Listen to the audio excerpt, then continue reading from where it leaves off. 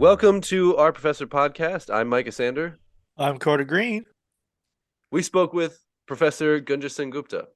Professor Gunja SenGupta's current interests lie in 19th century U.S. history, as well as slavery and abolition in the Indian Ocean, sectional conflict, and African American and women's history. She earned her PhD from Tulane University.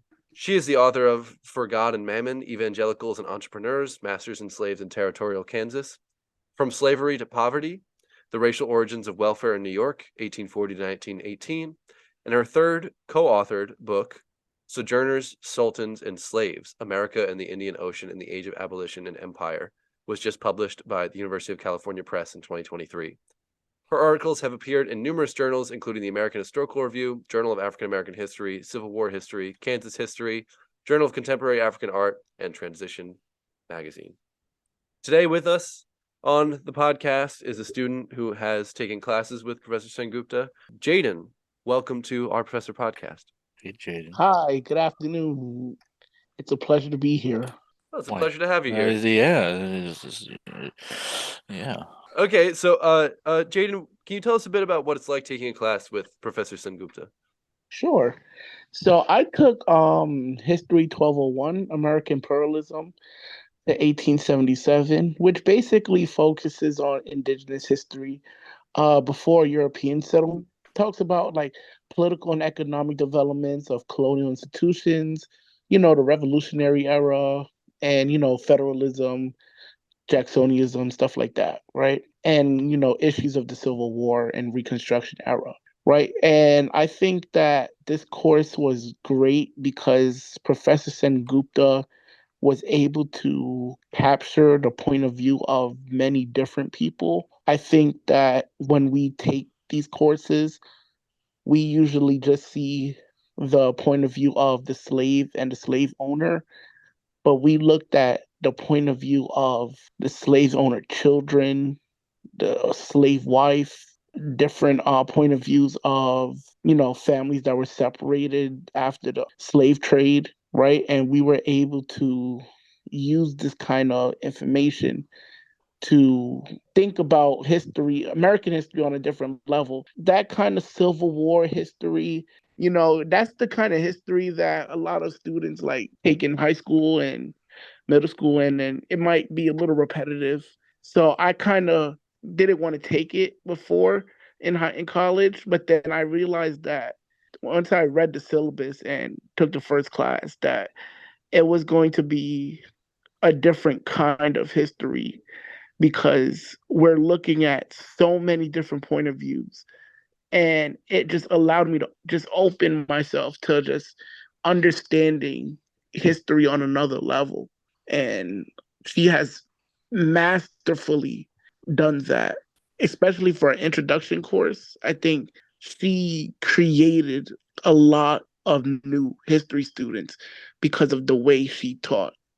Her sources were excellent. The way she taught was great. And her assignments, the criteria was well written. And like she was just such a clear professor. I had certain issues during the semester that I could just go to her, and she was just so willing to accommodate. And during this time, especially like after the pandemic, that was really important to me. So I think she really, really, really loves what she does. But not only that, she is willing to be very accommodating to students, which is something that is needed as a professor. Going more towards the academic, the course load. I know you took an entry-level class, but can you describe a little bit of the amount of readings that you did, the types of readings, the amount of assignments you've had, essays, reading responses, things like that? Great. Yeah. So it was a introduction to history, like basically an introduction course. So a lot of students that were there were a lot of like, different majors and stuff like that. We had like I remember the first day she asked what majors they were in. A lot of them were like, "Oh yeah, I'm a biology major. I'm a so and so major." And we're just here to fulfill like, a history requirement. But I think that she was able to inspire many of those students because I remember at the end, a lot of them said that they would consider like getting a minor in history because of that course. Actually, I don't remember the course load. And to be honest, I don't remember like the assignments in general. I know that the readings were very interesting. Man, if you give me like a second, I could go check because it's in my computer. Like It's not that important. I think that I am telling you, Carter, it is in there. Okay. so the fact that it doesn't stand out as an overly burdensome class seems that it's pretty run of the mill. Again, it was an introductory course, but it wasn't too hard. It wasn't too easy. It wasn't. It's pretty in the middle, right? Yeah, I could say that. It's not just like, oh, it was easy and I got through it and that was it. I learned a lot, right? Like, I think a lot of times we say, oh, that if the course load is a lot, then that means we're learning. But she kind of reimagined the way, like, you could be just taking a course. She was able to make the class bearable, but also like let us be able to understand history on a different level. And I really like that. I really did. Well, Jaden, thank you. That was a really wonderful review of Professor SenGupta, and I believe everybody else will get the same impression that you did from this interview. Please, everybody, give a warm, enormous Our Professor podcast welcome to Professor SenGupta. Hey, SenGupta, SenGupta, SenGupta.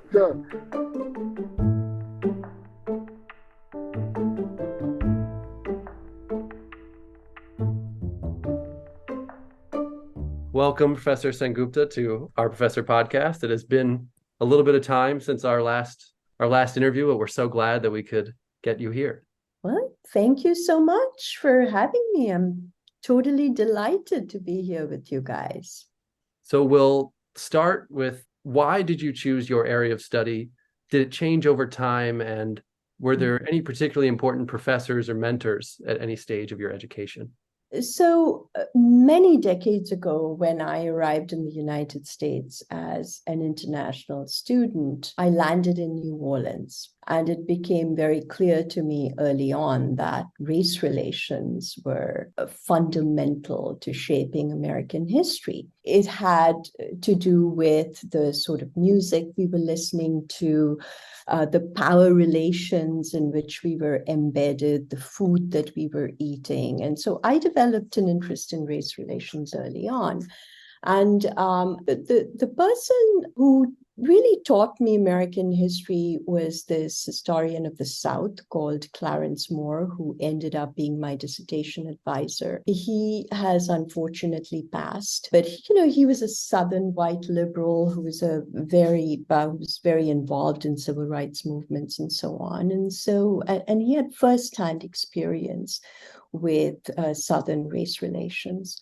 And so I would say he was a very important influence in my life. To shift a little bit to your work and area of study, the United States typically was thought to be very isolationist before the 20th century, but your work contradicts that and proves that the U.S. was not cut off from what was happening in the rest of the world. How does moving away from our Atlantic perspective and connecting the U.S. to the Indian Ocean impact our understanding of the United States' relationship to global trends and flows of people during the 19th century? Hey, good question. So, historians have sometimes tended to compartmentalize true stories about the past into these neat boxes labeled nation states, empires, oceans, right? And they've done this for intellectual as well as practical reasons that we can go into later on. But in fact, down the ages, real life was a lot more complicated. It was much more interconnected. And why was this the case? Because people moved. Goods moved, right? Ideas moved, diseases crossed oceans. Think about the kind of cuisines that we love. I mean, do you think tomatoes would have featured so prominently in Italian cuisine? Would Indian food be spicy? Students are always surprised to hear that Indian food was actually not that hot before the Columbian Exchange in the peppery sense of the term, right? In fact, even national boundaries have moved, right? You described the US as isolationist, but between 1800 and 1860, think about how our boundaries extended all the way to the Pacific, and not because the US was isolationist, but because it was engaging with or fighting the British, the Spanish, Mexico, various indigenous groups. And so in my work, I think what occurs to me is that, of course, migrations made meaning in no case more than in the history of slavery. Because what we find as the 19th century dawns is that capitalism, empire, new technologies of transport, communication, information, print, for instance, were forging this genuinely international economy. And at the same time, they were shaping this global public square for debating the meaning of slavery and freedom in different parts of the world. And so the point I make is that something that happened in, say, rural India, for instance, an experiment to grow cotton with a free market for labor, could reverberate in the slavery politics of a Mississippi, right? And so what happens when you cross the Atlantic boundaries of slavery is you find that Americans were arguing over slavery, not just with each other. Rather, they were networked into these intercontinental coalitions.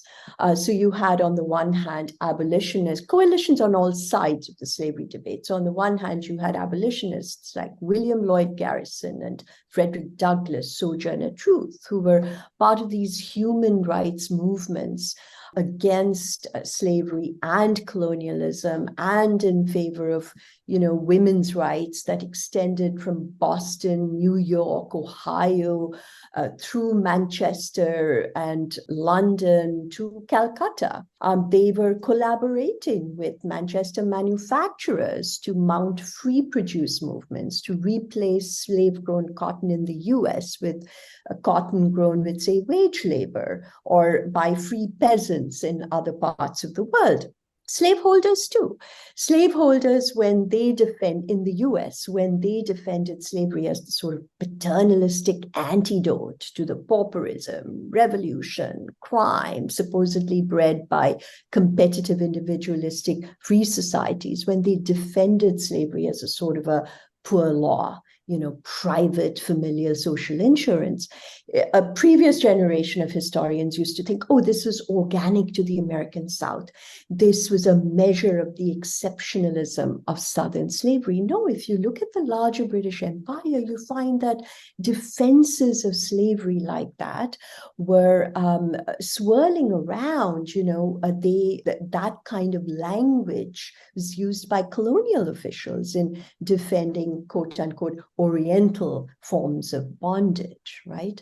But you also discover other links, international links between the US and the Indian Ocean. For instance, Americans were involved in the East African slave trade. After the abolition of the Atlantic slave trade, you had American smugglers collaborating with Africans, Arabs, Indians to smuggle people from Mozambique on the southeastern coast of Africa through South Africa to the mines and plantations of Brazil and Cuba and so on. You find all kinds of new characters, fortune hunters, American fortune hunters, parts of the world, right? So Mississippi overseers who were trying to establish themselves as landowners in India by growing free cotton.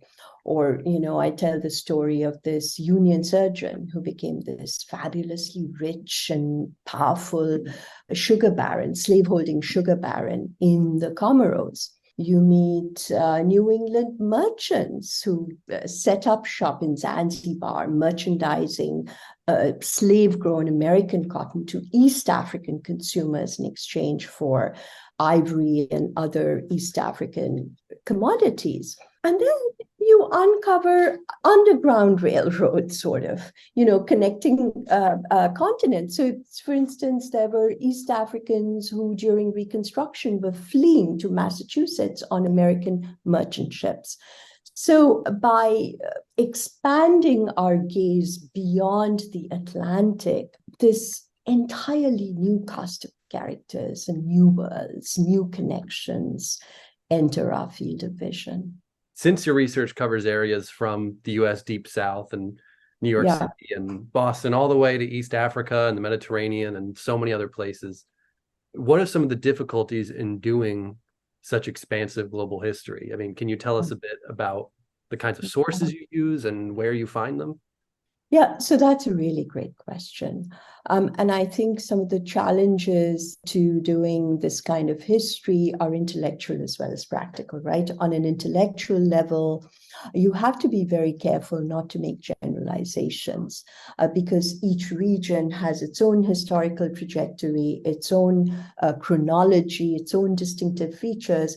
And so when you define concepts like capitalism, or slavery, you have to be very carefully attuned to context. What did these things mean? How did they play out in different parts of the world? You guys know as historians that context is super important, right, in making meaning.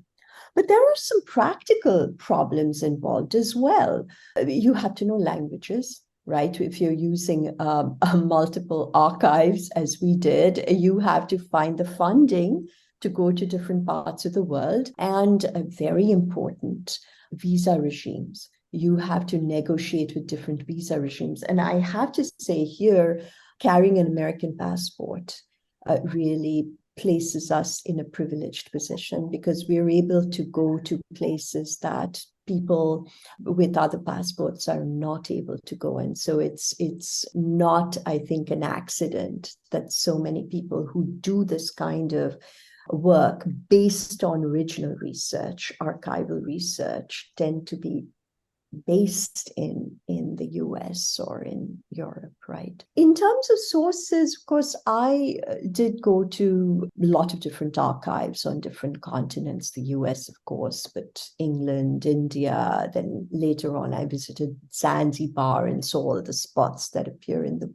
book. But now I should note that archives that can afford it are digitizing their records. So years ago, I spent tons of money photocopying or buying microfilm copies of colonial records. And a lot of those records are actually now online. They've been digitized by Google. But the interesting thing I found is that there are discrepancies between the content of, say, publicly available documents printed by the, say, East India Company, right, in the 19th century on slavery, meant for public consumption, presented to Parliament. You compare those records with some of the handwritten manuscripts in the National Archives of India, and you find some important discrepancies. And so wherever possible, I do think that going to brick and mortar archives is a good idea. But I do think that digitization has made things much easier in some ways. We're kind of curious if you can expand on your class itself. Does every class you teach in a similar way? Do you use certain tactics or styles of teaching every time you go into a class? What are some things that students can look forward to in your classes? Right. I think the pedagogical approaches vary, right, depending on the topic, depending on the level of the class. But in general, I think that you have to, in the current environment in which we live, I'm sure you guys have been reading about, how universities are cutting funding for humanities courses, right? Which I think is so tragic.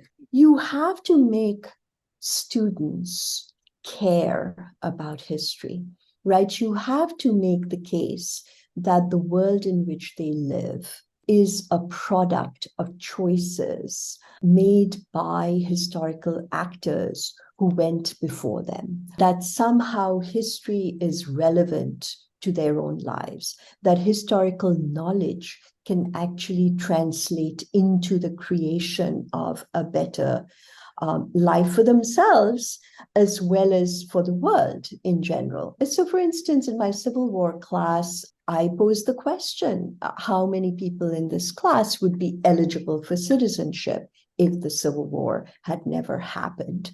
Why is the Confederate flag such a lightning rod of controversy, right, among different groups of Americans? So what are some of the legacies of the past that we see in our present lives? So I think that those connections are important to make in order for students to care about history. Even stuff that they use on a regular basis. For instance, your cell phone or the lunch or the clothing that you're wearing.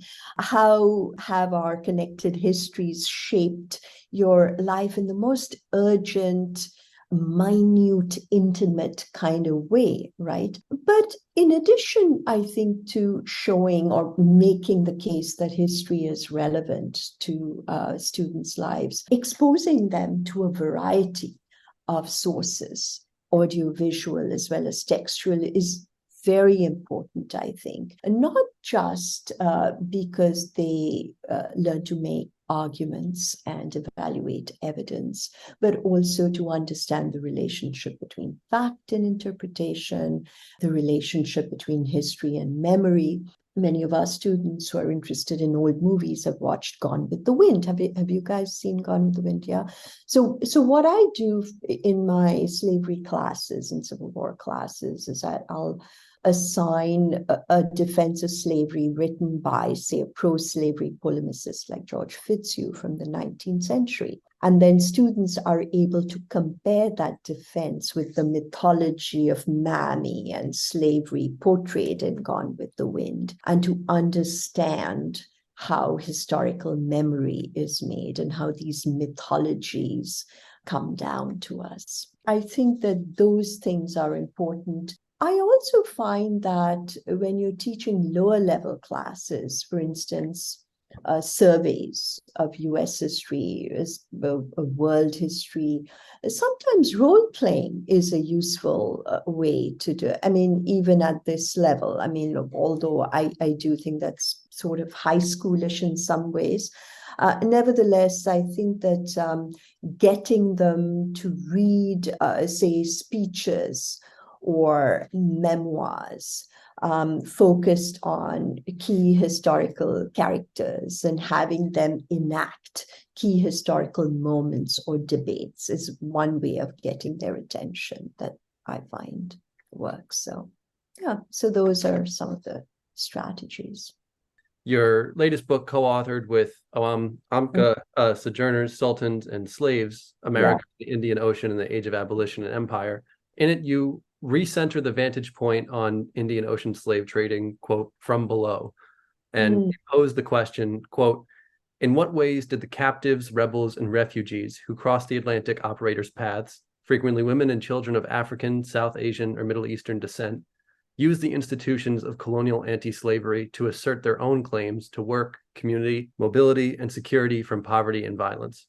Historians who write about marginalized groups confront the problem of sources, right? How can you, to rephrase a famous question posed by the literary scholar Spivak, how can you make the subaltern or subordinated group speak when their voices are largely absent from the archives, when they didn't write speeches or letters and so on, when you don't have access to cultural productions maybe that they produced, such as music, etc.? What do you do? Well, I confronted this specifically with enslaved groups in the Indian Ocean. You don't have nearly the sort of rich array of sources that you do for the Atlantic world in terms of slave narratives, oral histories, and so on. So I tried to overcome this problem by decoding their interactions with more legible people in the archives who did leave sources, right? Like colonial officials, for example. Now, the British were the British, as you guys may know, they were using the Navy to go after international slave traders, right? They were trying to infuse their colonial project in Afro-Asia with the moral, what one historian has called the moral capital of anti-slavery. But in the process of going after slave traders, they created this infrastructure. Imperial abolition creates this infrastructure which was designed to write the enslaved into the documentary record as beneficiaries of a benevolent empire. And this infrastructure consisted of depositions, police records, legal records, bazaar raids, etc., cruisers, and so on. You can sometimes read these records along the grain and against the grain to figure out how the enslaved were defining notions of freedom, community, and so on. And so, for instance, I'll give you just one example.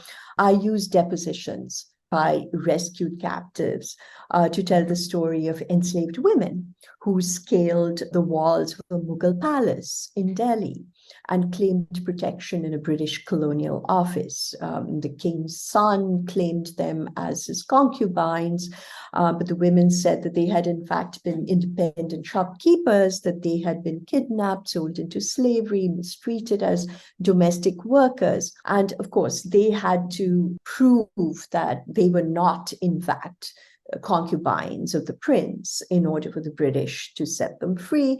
This was not a usual case, by the way, because colonial officials tended to be very deferential to powerful people. But this is one case in which very marginalized women are mediating an argument between powerful men, between colonial officials on the one hand and the king and his son on the other hand.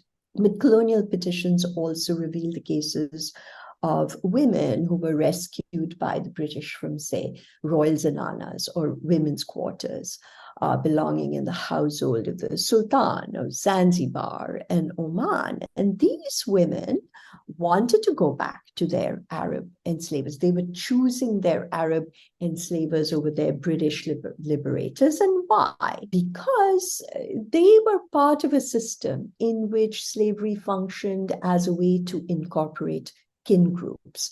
And so enslaved concubines had some prospect for social inclusion in the master's community, and they preferred this to becoming, say, indentured servants or workers in plantation owners in British colonies in the Caribbean, right, Guyana and elsewhere. And so what these depositions do is to provide windows to the very different functions that slavery performed in different parts of the world, and the variety of colonial or variety of relations rather with the colonial state that these marginalized women had or established. Bringing it a little more to the modern days, there's been a concerted effort to sanitize and at some points even erase the history of slavery in the United States, with people making claims that it wasn't as bad, or they're spending little to no time teaching it in school curriculums. I went to middle school in the South,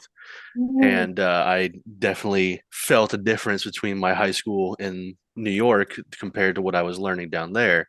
At the same time, the idea of reparations has been talked about at the local and federal level, and real calculations have been made to find how much it would cost.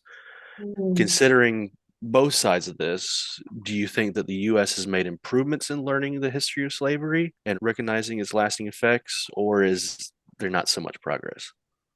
Well, I think your answer was almost sort of inherent to the question. Where, by the way, in the South did you go to school? I lived in a small town about an hour outside of Charlotte in North Carolina.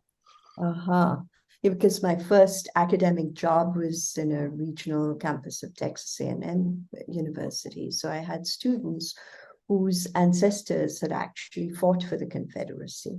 And it is true that for them, the kind of history that I was teaching was pretty revelatory, right? They had never encountered it. So I think you cannot really make generalizations in that sense. I do think that at the college level, in many parts of the US, particularly in the more sort of elite institutions, I would say that since the 1960s, when you had the rise of all these new histories, right? The history of slavery, race relations were completely revolutionized. And protest movements like the women's movement, the civil rights movement, with demands by students from below, helped shape these new disciplines, African American history, women's history. At the same time, historians were using new sources like those WPA interviews, right? Works Progress Administration oral histories, which were undertaken during the New Deal, interviews with ex-enslaved people, which utterly revolutionized the way historians did history, centered the gaze of enslaved people. But you're right that I think there's been a turning back of the clock, unfortunately. I think that politicians in places like Florida, Texas, as we know, we're right in the middle of these controversies. They've banned the teaching of subjects that make their voters feel uncomfortable. And I do think that in the process that they're doing us a big disservice, because the expansion of knowledge helps to create a better society. It's not just an academic or theoretical thing. To give you just one example, John Hope Franklin, who was a former chair of the history department and went on to become, a major architect of African American history, offered testimony that helped shape the decision of Brown versus Board of Education, which overturned segregation, as you know, in 1954. And I think that the freedom to learn is incredibly important, because otherwise we're going to stop making the kind of progress that we have been doing. And in fact, the American Historical Association is involved. There's a resolution that is going to be presented to the meeting by various academics and historians when the association meets in January, basically upholding our students' right to learn without these sorts of restrictions and erasures that we are finding. It's really important. Well, I guess this leads us towards the end of the interview, where questions are a little bit different. We call it our Fast Five questions. We'll start with favorite book. Oh my God, just one? You're old. You cannot have just one favorite book. But I will tell you what. Let me share with you the name of a book that got me interested in social history when I was an undergraduate. This is a really old book. It's by E.B. Thompson, The Making of the English Working Class. When I was growing up, this was my generation. It had been written maybe a few decades before, but it was a big deal in India when I was growing up. Then when I came here, Deborah Gray White's Aren't I a Woman? This is a history of female slaves in the plantation South, and it's an iconic work in women's history and African American history, and I still use it in my classes. And I have too many novels that I will be here forever. Can you pinpoint a favorite food? Oh, okay. Sushi, Indian food, Thai, Italian, of course. Who doesn't love Italian food, right? Favorite non-work activity? It depends. Painting. So I used to do this as a kid, and then during the pandemic, I took it up again, and now I paint, like bags for my friends and stuff like that. It's really fun.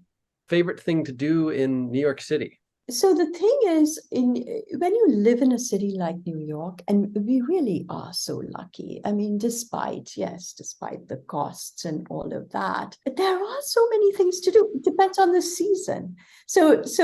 And depends on the weather outside. So if it's a beautiful day, one of my favorite things to do is to walk across the Brooklyn Bridge from Manhattan. You know, I live in Lower Manhattan, in the Village, and so that's really fun to do when it's raining outside. Checking out art galleries, or a great movie, the Independent Film Center at Angelica is right there, and Quad Cinema, all of that. Picnics in the park. Summer stage in Central Park. I mean, the possibilities are endless. Strand bookstore, right? I mean, New York, do you guys realize this? This is one of the few cities where we actually have brick and mortar bookstores, which I think is so amazing. It's wonderful. Finally, this one has been hard for a lot of other people. Favorite music genre?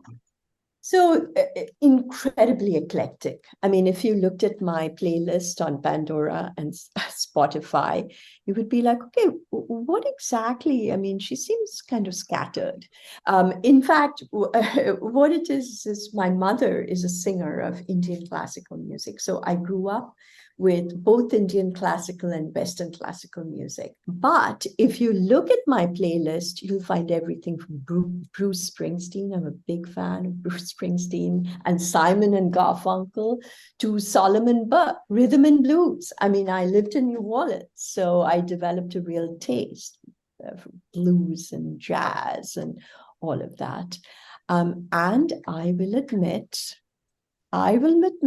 I'm even a huge fan, because when I was a kid growing up in India, ABBA was hugely popular, like so huge, I can't even tell you. So yes, talk about eclectic. Well, this has been an amazing pleasure of an interview. I can't, we've interviewed the entire department.